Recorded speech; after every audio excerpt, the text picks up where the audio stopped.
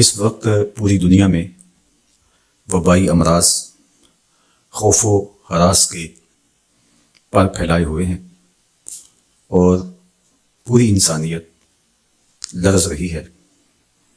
دنیا کے مختلف ممالک میں بہت ساری اموات واقع ہوئی اور لاکھوں لوگ اس وبائی مرض کا شکار ہوئے۔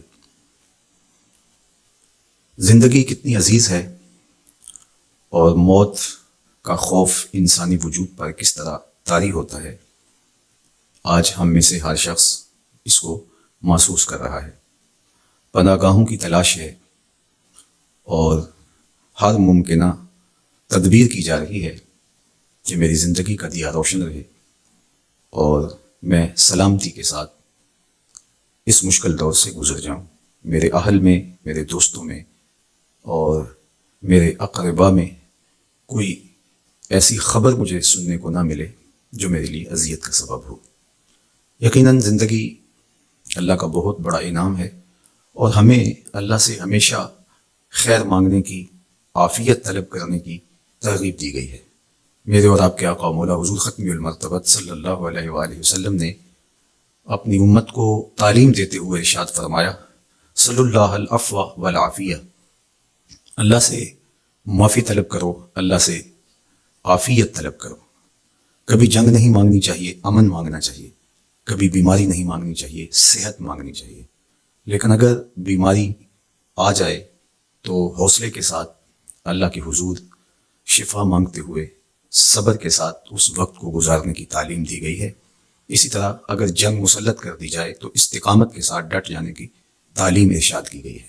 لیکن ہمیشہ اللہ سے عافیت طلب کرنے کا ہی کہا گیا ہے۔ اللہ ہم سب کو اپنی عافیتوں کے سائے میں رکھے۔ ہمارے اوپر جو بیماریاں آتی ہیں، جو مصائب آتے ہیں، جو تکلیفیں آتی ہیں، وہ دو طرح کی ہوتی ہیں۔ ایک تکلیفیں تو وہ ہیں جو ہمارے ان اعمال کا نتیجہ ہوتی ہیں جو ہم شب و روز کرتے ہیں۔ بیماریوں کا آنا ہماری بد پرہیزیوں کا نتیجہ ہے، وقت پہ سونا نہ، معمولات زندگی کا درست نہ ہونا، اور آرام کا جو وقت ہمیں میسر ہونا چاہیے کسی وجہ سے وہ حاصل نہ ہو پانا، بر وقت نہ کھانا یا بے تحاشا کھا لینا۔ کوئی شخص نشہ لیتا ہے تو اس کے نتیجے میں وہ بیمار ہوگا۔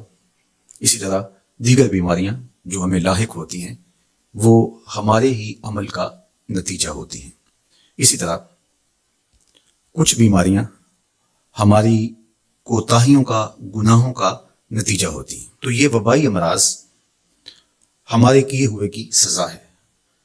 اللہ تعالیٰ قرآن مجید میں ایک مقام پہ ارشاد فرماتا ہے، وما اصابکم من مصیبہ فبما کسبت ایدیکم ویعفو عن کثیر۔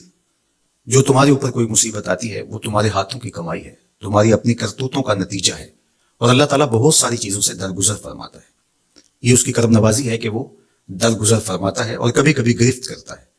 اگر وہ ہر کوتاہی پر گرفت کرنے لگے تو قرآن مجید میں ایک دوسرے مقام پہ ارشاد فرمایا کہ لوگوں کے ظلم کی وجہ سے، بے جا کاموں کی وجہ سے اللہ اگر گرفت کرنے لگے تو زمین کی چھاتی پر ایک چوپایا بھی زندہ نہ بچ پائے۔ تو اللہ جل شانہ اپنے بندوں کو معاف بھی فرماتا ہے اور ان کی گرفت بھی کرتا ہے۔ پچھلی امتیں جب گناہوں میں مبتلا ہوتی تو ان کو تنبیہات کی جاتی، ان کو سمجھایا جاتا انبیاء علیہ السلام کے ذریعے سے، اور انہیں چھوٹے عذاب کے جھٹکے دے کر کے تنبیہ کی جاتی۔ لیکن جب وہ قومیں نہ سنبھلتی تو اللہ تعالیٰ جل شانہ ان کے اوپر عذاب استیصال نازل کرتا۔ عذاب استیصال یہ ہے کہ وہ قومیں وجود سے مٹا دی جاتی۔ اس امت پر اگرچہ یہ کتنے بڑے جرم ہی کیوں نہ کریں، ان پر عذاب استیصال نہیں آئے گا۔ اللہ کے محبوب صلی اللہ علیہ وآلہ وسلم کا پاکیزہ وجود اور حضور کی رحمت کی تنی ہوئی چادر ہمارے لیے بچاؤ کی ضامن بن جاتی ہے، اور ہم اللہ تعالیٰ کی طرف سے آنے والے عذابوں سے بچ جاتے ہیں۔ کفار مکہ نے باقاعدہ مطالبہ کیا، اے اللہ اگر تیرا یہ رسول سچا ہے فامطر علینا حجارۃ من السماء، تو آسمان سے ہمارے اوپر پتھر نازل کر۔ تو حضور صلی اللہ علیہ وآلہ وسلم کہ رب نے کیا جواب دیا؟ وما کان اللہ لیعذبہم وانت فیہم، محبوب اللہ کی یہ شان نہیں ہے کہ تو ان کے اندر رہتا ہو اور میں ان پر عذاب نازل کروں۔ حالانکہ پچھلی امتوں پر عذاب نازل ہوا اور یہ امت خود عذاب مانگ رہی ہے۔ کفار نے عذاب طلب کیا لیکن کہا کہ محبوب تیری وجہ سے میں ان پر عذاب نازل نہیں کروں گا، اگر ان کی رحمت نہ ہو درمیان میں ابھی آگ لگ جائے دونوں جہاں میں۔ تو وہ عذاب استیصال جو قوموں کے وجود کو مٹا دیتا ہے، امت مصطفیہ پر، حضور علیہ السلام کے غلاموں پر وہ کبھی بھی نہیں نازل ہوگا۔